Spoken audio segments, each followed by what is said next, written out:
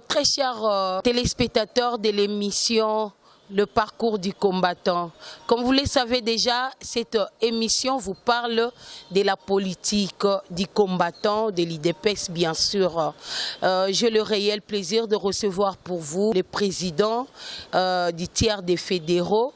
Il s'appelle le président Aimé Pierre Bantou, à qui je m'en vais déjà saluer. Bonjour président. Bonjour madame la journaliste. Vous êtes dans l'émission Le parcours du combattant. Nous sommes d'abord très heureux de nous avoir honorés. Moi en tout cas, je suis le plus pour m'avoir accueilli dans votre chaîne, afin d'éclairer à la base de l'UDPS et au peuple congolais en général le parcours de l'UDPS et comment l'UDPS fonctionne. Fidèles téléspectateurs, comme vous le constatez déjà, nous allons parler de l'IDPES Tshisekedi et ce qui se passe actuellement. Vous avez entendu la fois dernière les réactions du CGE de l'IDPES que cette structure du président Aimé Pierre Bantou n'est pas reconnue par le parti. Moi, je suis là. Je suis que votre simple servante pour éclairer l'opinion et puis chercher à savoir où se trouve la vérité. Le journaliste est au milieu du village. Alors face à cette réaction, voilà pourquoi le président Pierre Bantou, ici présent, il va répondre et aussi préciser certaines choses par rapport au congrès qui est convoqué. Et nous allons tout de suite là savoir qui a le droit de pouvoir convoquer le congrès et qui a le droit aussi d'apporter auprès de la CENI, bien sûr, candidature de l'IDPES. Voilà pourquoi avec le président Pierre Bantou, nous allons parler tout autour de ces questions-là, tout autour de cette problématique pour chercher au moins de tirer une conclusion là-dessus et aussi à éclairer l'opinion. Président, je reviens vers vous. La fois dernière, vous aviez fait une sortie médiatique qui a créé vraiment des réactions de la part du chef de l'IDPES actuel. Avez-vous un mot à dire par rapport à ça? Merci beaucoup, madame la journaliste. Actuellement, il n'y a personne qui engage l'UDPS. Tous ceux qui prétendent engager l'UDPS, leur mandat a expiré le 31 mars à minuit, au même moment avec le mandat du président du parti qu'ils avaient nommé. Donc, personne ne peut prétendre être chef de l'UDPS parce qu'ils sont tous hors mandat. Actuellement, c'est le quart de fédération que je dirige. Nous lisons l'article 19.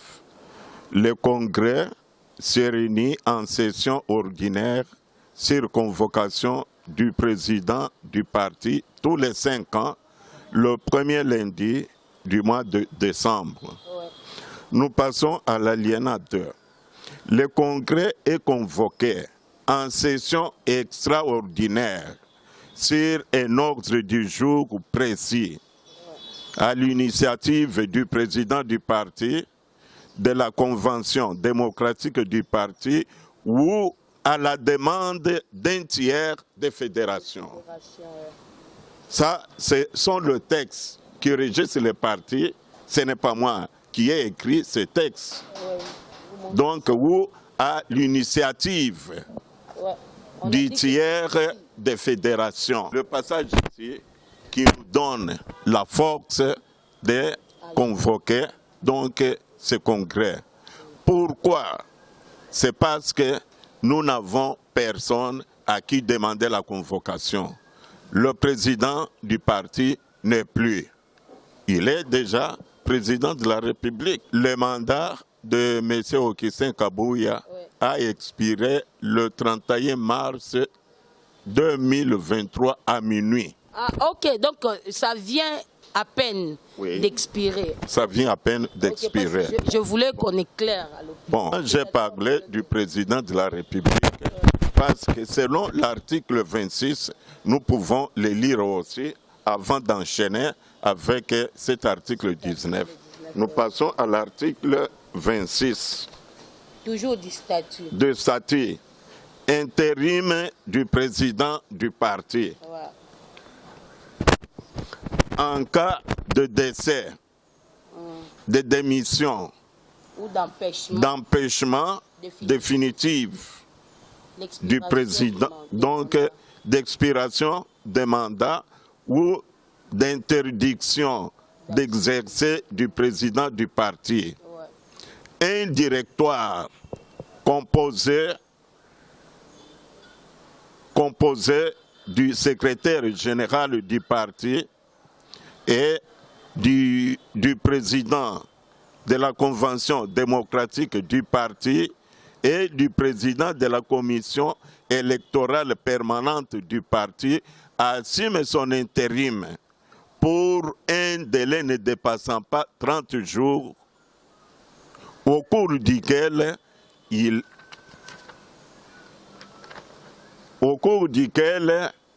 doit convoquer une session extraordinaire du Congrès en vue de l'élection du nouveau président du parti. Okay. Vous comprenez, madame? Oui. Alors, le directoire, depuis que le président du parti est élu président de la République, il est empêché définitivement. Maintenant, c'est le directoire qui pouvait se réunir, se constituer pour préparer le congrès pendant un délai ne dépassant pas 30 jours. Okay. Donc, la session est... Là, je vois ça a déjà dépassé le délai. Ça a déjà dépassé. Largement dépassé. Largement dépassé. Personne n'a pensé à cela. Donc, ils ont voulu respecter leur écocentrisme. Vous comprenez? Alors, jusqu'à faire maintenant 5 ans sans le président du parti. Alors, nous ne pouvions pas agir. Nous avons attendu parce que nous avons beaucoup écrit. Nous avons écrit même à la CENI pour demander à ce que la CENI ne puisse pas accepter. Quelle a été la réaction de CENI? Voilà, la CENI n'a pas réagi. Mais la Cour constitutionnelle... Ah, donc vous avez écrit aussi à la Cour constitutionnelle. Nous avons donc informé la Cour constitutionnelle. Aujourd'hui, nous sommes heureux parce que la Cour constitutionnelle donc, a réagi. C'est ça? Donc elle a accusé réception. Voilà, objet dénonciation du hold-up macabre et interpellation. C'est suite à notre mémorandum adressé au président de CENI. Donc, c'est pour prouver que nous sommes dans les bons. Ça nous encourage. Okay. Bon, alors, c'est ainsi, nous rentrons donc à l'article 19. Vous avez compris que l'article 26 de statut demande à ce que le directoire se constitue. Mais comme ils sont tous égoïstes, égocentristes, alors ils n'ont pas voulu le faire. Donc, nous rentrons à l'article 19. L'article 19, comme je venais de le dire, l'article 19 des statuts. L'article 19 des statuts régissant l'UDPS.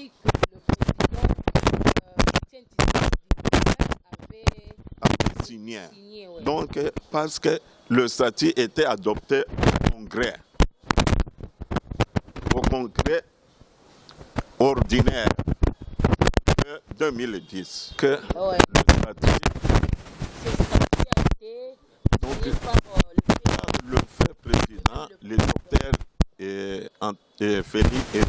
docteur Étienne Tshisekedi Omolumba de Reze Mémoire. Donc, ce statut a été notarié. Ce statut est apparu même dans le journal officiel et il fait la force des lois. Et tout le monde doit respecter ses statuts. Ouais. Il est opposable à tous. Ouais. Okay. Vous comprenez? Mais maintenant, qui ne respecte pas les statuts? Parce que je vous attends, c'est comme si vous êtes en train de réclamer un respect de ces statuts et tout et tout. Mais nous savons déjà que non, le statut, c'est comme la Bible d'une institution. Vous voyez, c'est la Bible. Quand je dis la Bible, c'est-à-dire que c'est les livres que tout le monde doit respecter. Mais quel est celui-là qui ne veut pas respecter le statut? C'est ceux qui dirigent le parti aujourd'hui. Okay. Hein? Ceux qui dirigent le parti aujourd'hui. Vous aussi, vous dirigez parce que vous êtes cadre. Nous dirigeons à notre niveau. Donc, M. Kabouya et sa bande ne respectent pas les statuts. Ok. Donc, si je comprends très bien, vous voulez que tout le monde respecte les statuts. C'est comme la Bible. Tout celui qui se dit chrétien et qui ne respecte pas, donc qui ne lit pas sa Bible, il n'est pas chrétien, il n'est pas croyant.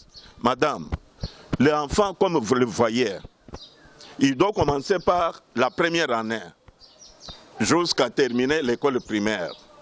Dès qu'ils terminent l'école primaire, ils commencent par la première secondaire jusqu'à terminer donc les humanités. Et ils commencent par le premier graduat jusqu'à terminer. Connaître le texte du parti, il faut commencer par la cellule, la section. Le CG du parti IDPS actuel est reconnu par le président de la République. Bon, le président de la République, c'est son droit, donc de les reconnaître. Mais les textes ne les reconnaissent pas. Nous sommes dans un état de droit et le combat de l'UDPS était le respect des textes. Vous comprenez? Le combat de l'UDPS, le cheval de bataille de l'UDPS, c'est le respect des textes. Quelqu'un qui ne respecte pas le texte du parti, même s'il est appuyé par le président de la République, il n'est pas combattant de l'UDPS, il ne connaît pas l'UDPS. En tout cas, vraiment, cette affaire, ça devient un peu plus chaud. Ça devient un peu plus chaud parce que nous voyons le CG par-ci, par-là. C'est lui qui représente. Mais aujourd'hui, vous venez de dire qu'il n'est pas combattant. Et maintenant, pour que tous les combattants reviennent, c'est-à-dire qu'ils reviennent sur le rail et qu'ils commencent à respecter ces statuts ici, cette loi. Qu'est-ce qu'il faut? Bon, madame, je vous dis, on fait d'abord un pas en arrière. Dans le texte ici, qui régit celui des PES,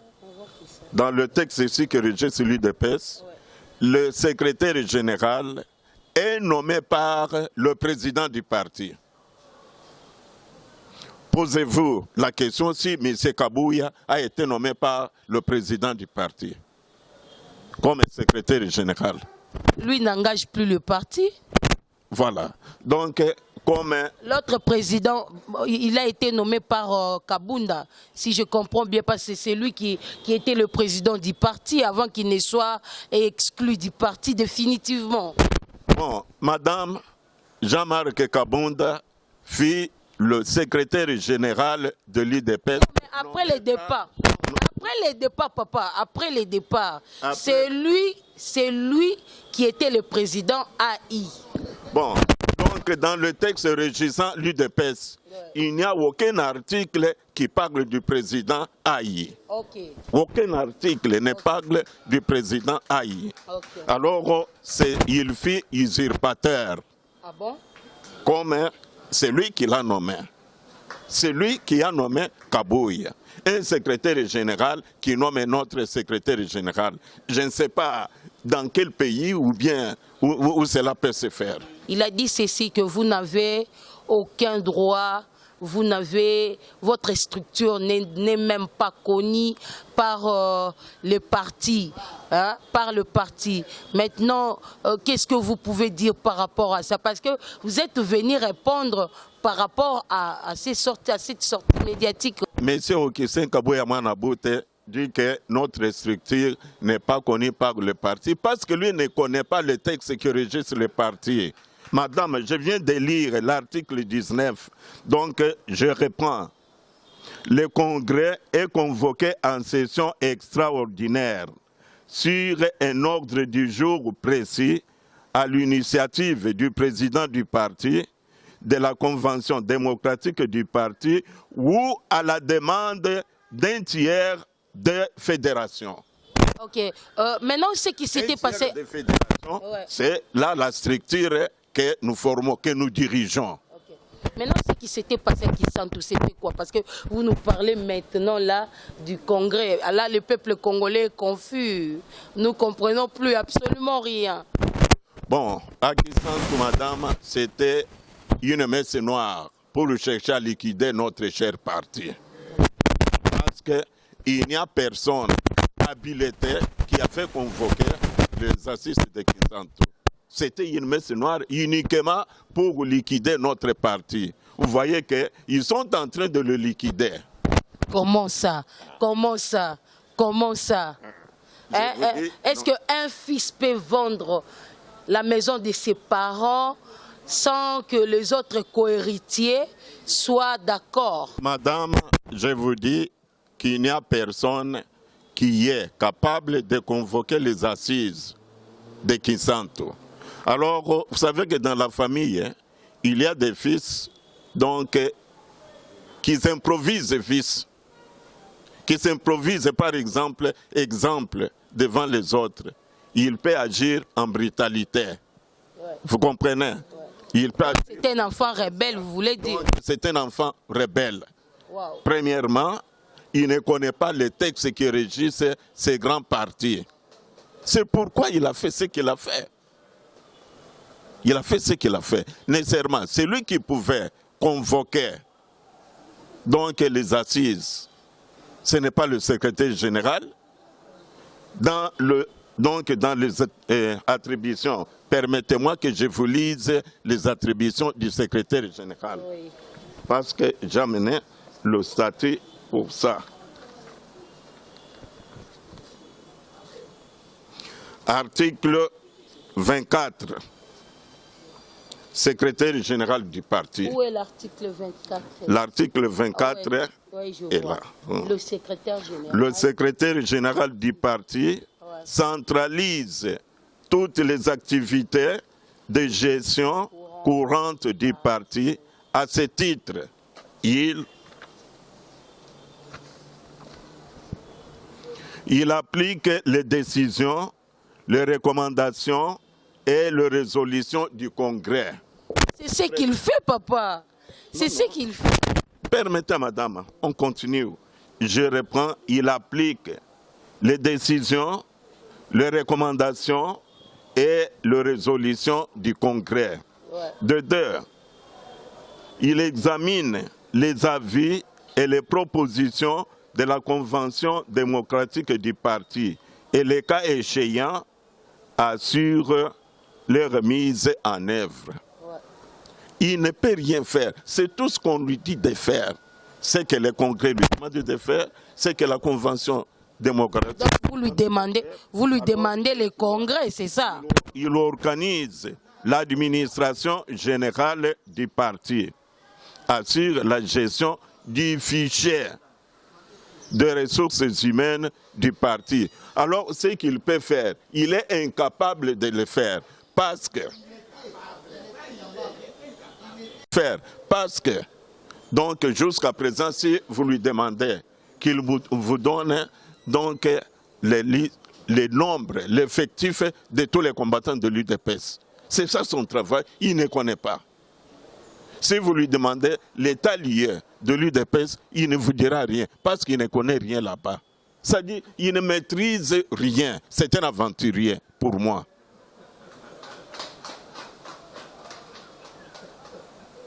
Donc, il délibère et statue sur toutes les questions de gestion courante du parti en se conformant aux dispositions statutaires et réglementaires et aux décisions et résolutions du Congrès.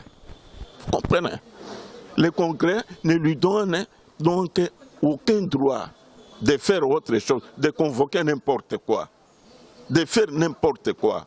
Mais lui est en train de faire de n'importe quoi. Cité dans le passé, pourquoi? Bon, je le cite dans le passé parce que son mandat avait déjà expiré. Donc, il attend à ce que le congrès que nous allons tenir d'un moment à l'autre élise le président du parti. Et le président du parti aura à nommer un nouveau secrétaire général pour qu'il puisse faire la remise et reprise avec M. Kabouye. Vous comprenez? Il est là, il n'a plus de mandat. Il ne peut pas engager le parti. D'ailleurs, nous pouvons dire que nous sommes encore trop bons parce que en cherchant à engager le parti, nous pouvons le faire arrêter. Parce qu'il n'a pas le droit d'engager le parti. Ça c'est plus grave encore. Vous pouvez le faire arrêter comment? Voilà. Donc parce qu'actuellement, il est en train de violer, il continue à violer pendant qu'il n'en a pas qualité. C'est les tiers des fédérations que je dirige qui a le pouvoir maintenant de gérer. Donc, c'est selon votre statut. Selon les statuts qui régissent l'UDPS, pas selon moi. On peut voir cet article-là qui dit que c'est vous, les tiers des fédéraux, qui a droit maintenant à diriger le parti. Et je vous ai lu l'article 19. Oui. L'article 19 a parlé à des temps. Deuxième temps, on vous a donné par le moyen de convocation. Donc là, on a compris que vous avez aussi droit de convoquer les congrès. Là, je parle maintenant, je veux savoir. Vous avez dit que non, c'est vous maintenant qui êtes le président de tiers, de fédéraux, etc. Et que c'est vous qui avez le droit d'assumer ces postes-là du président, de la présidence du parti, en attendant que les choses redeviennent sur les rails. Nous assumons donc la direction provisoire des affaires du parti parce que l'article 19 alinéa 2 donne la force aux tiers des fédérations de convoquer le congrès. Et encore, l'article, pourquoi? Parce que les fédérations sont un organe permanent. Vous comprenez? Le 31 mars, je l'ai dit, le 31 mars 2023 à minuit, tous les organes nationaux du parti n'avaient plus aussi de mandats. Leur mandat avait expiré. Vous comprenez? Alors, c'est ainsi que nous avons recouru en cas de force majeure, parce qu'il n'y a personne à qui nous pouvons solliciter donc la convocation du congrès. Parce que tous ceux à qui nous pouvions demander, solliciter, alors sont donc hors mandat. Comme ils sont hors mandat, pour que le parti ne reste pas sans président, c'est ainsi que nous nous sommes réunis à un tiers de fédérations pour tenir le congrès afin d'élire le président qui pourra dans l'avenir diriger le parti, gérer le parti. Qu'est-ce que vous préparez dans les jours à venir? Et aussi, il y avait une petite une sous-question qui me venait en tête pendant que vous étiez en train de parler quelque part. J'avais entendu dire par vous, bien sûr, que vous allez organiser et M. Kabouye allait faire sa remise et reprise avec le nouveau chef. Alors comment ça va se passer? Êtes-vous vraiment sûr que M. Kabouye peut participer au congrès organisé par le tiers des fédéraux. Bon, il est libre de participer ou de ne pas participer. Parce que dans l'UDPS, article 6 de nos statuts, qu'est-ce qu'il dit? Tous les combattants de l'UDPS sont libres en droit et en devoir. Lui aussi est libre. Vous comprenez? Il peut participer comme il ne peut pas participer. Mais les résolutions qui sortiront seront opposables à tous. Au cas où il refusait de faire la remise et reprise avec l'autre, parce que c'est fort possible. C'est fort possible aussi que cela arrive. Quelle sera votre résolution? Il refusait de faire la remise et reprise avec le nouveau secrétaire général qui sera nommé par le président du parti qui sera élu. Alors, dans ce cas, donc, c'est le président, premièrement, du parti qui aura les droits. Parce que notre mission termine avec l'élection du président du parti. Dès qu'on élit le président du parti, la mission de 2 tiers des fédérations se termine là-bas. Maintenant, c'est le président du parti élu qui va nommer le secrétaire général. Et le secrétaire général nommé pourra faire la remise et reprise avec M. Kabouya. Parce que le parti, ce n'est pas son bien privé, ce n'est pas... Au cas où il refusait, c'est ça le problème. Au cas où il refusait, bon, pourquoi la justice est là? Nous allons recourir à la justice. De faire la remise et reprise. Si le refuse de faire la remise et reprise, donc nous allons recourir donc à la justice. Vous comprenez? Il a voyagé, il a dit qu'il est parti en voyage. Il va rentrer. Au cas où il ne rentre pas, nous allons tirer toutes les conséquences qui s'imposeront. Le nouveau secrétaire général puisse donc y accéder et puisse continuer à travailler, à servir le parti. Vous avez annoncé votre congrès et tout le monde a attendu, ça devrait être cette semaine ici. Qu'est-ce qui s'est passé? Bon, avez-vous peur? Nous n'avons peur de personne. Nous vous dirons quoi? Et parce que vous aurez aussi donc votre invitation comme membre de la presse qui vont en tout cas argumenter notre manifestation là. Mais il semble que vous avez peur, vous reculez un tout petit peu. Nous n'avons peur de personne. Surtout, vous voyez, l'accusé de réception de la Cour constitutionnelle, en tout cas, nous donne beaucoup plus de force. Nous donne beaucoup plus de force que la force que Kabouya détient. Vous comprenez? Alors, il sera obligé. Parce que c'est ça, une arme pour nous. Et nous sommes reconnus maintenant par la Cour constitutionnelle. Le document est là. Ce n'est pas ma signature, ce n'est pas la signature de Jean-Paul Bonoban, ce n'est pas la signature de Luamba ou bien de n'importe quel membre donc, du tiers. C'est la signature de la Cour constitutionnelle qui nous donne droit de faire tout. Parce qu'on joue avec le parti. Ils ont détruit notre parti. Ils doivent s'en aller au diable. Ce que nous voulons, c'est de convoquer ce congrès afin, premièrement, notre souci est que le président de la République ait la majorité donc, à l'élection. Vous comprenez?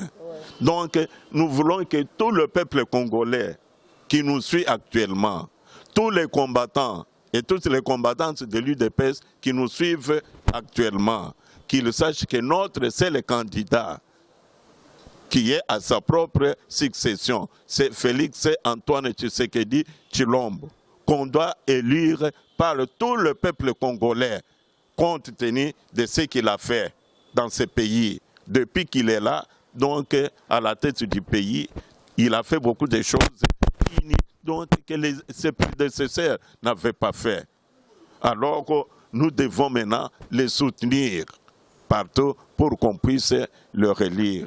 Et pour que nous ayons quelqu'un qui peut présenter les listes des candidats députés nationaux, candidats députés provinciaux, les mandataires, donc, donc pour les membres de la municipalité, donc à la CENI.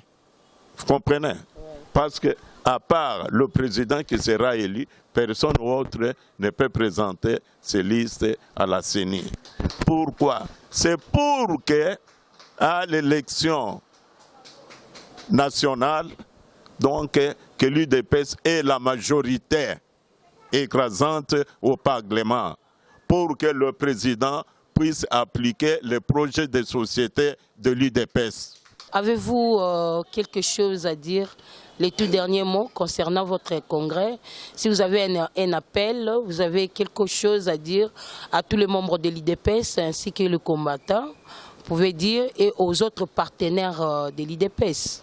Voilà, madame, nous demandons à tous les combattants de l'UDPS d'être premièrement vigilants, parce que on les a endoctrinés avec des faux enseignements, des fausses instructions par les gens qui n'ont pas qualité. Et nous demandons à ce que tous les membres de l'UDPS, tous les combattants et toutes les combattantes ne puissent pas élire les candidats des partis mosaïques, qu'ils puissent élire les candidats donc de l'UDPS. Vous comprenez?